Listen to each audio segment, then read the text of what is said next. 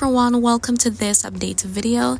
I hope you're having a really amazing day thus far. So we're going to be looking at both of these disturbances. So we can see that they're both now highlighted in yellow. So with Invest 94L, the formation chance has been decreasing for it, and it is now at 30% because the environment is only marginally conducive to allow for development. So it may not develop into like a tropical depression or named storm. However, it is still going to be on approach to the Caribbean and is likely to result in a rainfall increase as it makes its way to the region. And then there's that other system in the Western Caribbean. That one has been highlighted in yellow for a while now, and it is likely to result in even more rainfall across Central America, which may up that flood threat as well. So even if that does not develop, it's going to be a problem in terms of the amount of rain that is going to be unleashed within the Western Caribbean. So we're going to be looking at both of these systems, and let's get into the details. So here we are switching to the satellite imagery. We can see 94L definitely sustaining some showers and thunderstorms, but not the best in terms of an organized system or a system that is really trying to take advantage of the environment. And hence that drop in the formation chance. Some showers and thunderstorms have been affecting parts of the Bahamas, but some of that has been moving offshore. And then as we head closer into the Caribbean region, here we can see all of this convection around associated with the disturbance. So in parts of Jamaica, for example, there has been quite a bit of rainfall, some heavy downpours even for the Cayman Islands. And of course, as the system is going to be drifting towards Central America, that potential for flooding is going to definitely increase. So today is going to be another wet day for much of the Western Caribbean. We'll be going on to the rainfall forecast in a moment. But then as we head to the east, some scattered showers at the most, nothing too crazy for the Lesser Antilles, Virgin Islands, and even down to the ABC Islands as well. All right, so this is a look at the rainfall forecast for today. Some more showers definitely possible across parts of the Bahamas.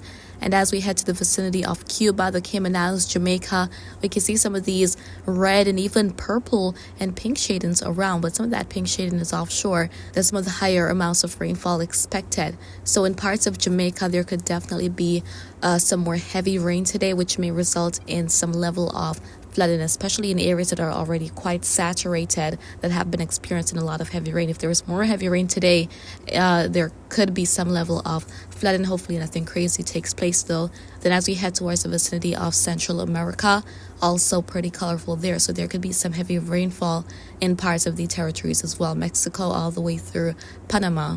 The islands of San Andres and Providencia have also been experiencing some adverse weather due to the disturbance in the area that's likely to continue today.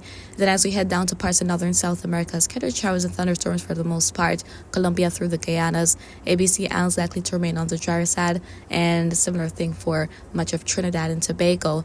Then for the Lesser Antilles, much of the Windward Islands go into Dominica, even Guadeloupe and Montserrat. It's unlikely that there's going to be a lot of rain today, but notice some of these yellow and even these oranges shadings starting to pop up. So as the disturbance is going to be drifting to the area heading into late this evening, going into tomorrow morning, it is likely to result in that increase in rainfall. So for the Leeward Islands, Anguilla, St. Martin, St. Bartholomew, Saba, St. Eustatius, St. Kitts and Nevis, and even for Antigua, Barbuda, there could be an increase in rainfall as the disturbance is going to be approaching the area. Then eventually it could make a dip into the Greater Antilles.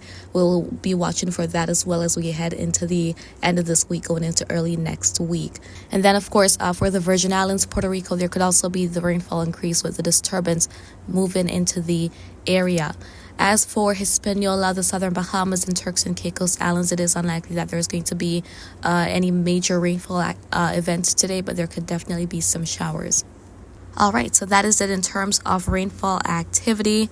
And then as it pertains to the disturbance, here we're taking a closer look at it. So we can see these showers and thunderstorms. So as I said, it's not really organized out there. And as it pertains to the environmental conditions as well, let's go ahead and take a look at that. So we're looking at the Saharan air layer, and the yellow shadings that you're seeing, that's indicative of the dry air. So there is still some dry air within the vicinity of the disturbance, but not as much compared to when it was out further into the main development region. So there's not a whole bunch of dry air ahead of it. And the dry air really helps to dissipate some of that convection. But as it pertains to other conditions, such as those upper level winds, The upper level winds are also not the most conducive right now within the vicinity of the disturbance. So here we're looking at this map, and it may be a little bit confusing with all these lines, but the green lines indicate favorable upper level winds. That's where we're most likely to see development take place. And then there is the yellow lines indicating neutral upper level winds, indicating that, hey, it's not too bad, but it's also not the best conditions. Then we have the red lines indicating those unfavorable upper level winds. That's where those upper level winds are quite strong, that interfere a lot with development. So the disturbance is located just within this area. We can see some of those yellow and even red lines around, and also some greens, especially on the southern side. So that is indicating that the wind shear isn't the most favorable right now for the system, but we'll see what eventually happens with it. Regardless of though, once it's able to sustain a lot of these showers and thunderstorms, it is going to certainly bring that rainfall increase to the northern Caribbean and maybe even the southern Bahamas and Turks and Caicos, as well as we're going to be heading into early next week. Models have also been dropping off in terms of development, so we can see that only 3 models are available as of the latest update for the track guidance, and they all show a similar trajectory, with the system moving a bit to the west-northwest, just north of the Caribbean, then potentially making a dip into the greater Antilles. So that's been a trend that I've been keeping my eyes on, and we'll see what eventually happens with it, because I mean, if this is something that comes to fruition, if it dips into the northwest Caribbean, and if environmental conditions are favorable at that time, who knows, maybe we could see some level of development, but that is one of many possibilities on the table right now. But as it pertains to the model intensity guidance, let's take a look at that. So we can see here that there are more models available, and we can see that most of them are actually showing that, hey, this could become a tropical storm.